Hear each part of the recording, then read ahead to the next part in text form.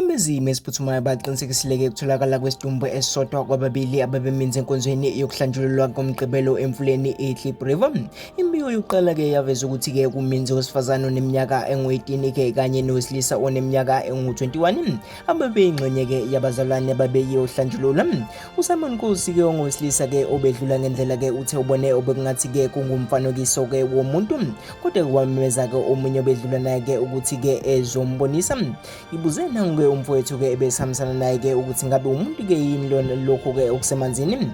Uvumile sithe uma lapha sisondela sibusisa kahle ngabona isitho sabe esifazane ngokungamabele. Ilapho ngiqinisekise khona ukuthi umuntu wesifazane kusho lapha uNkosi.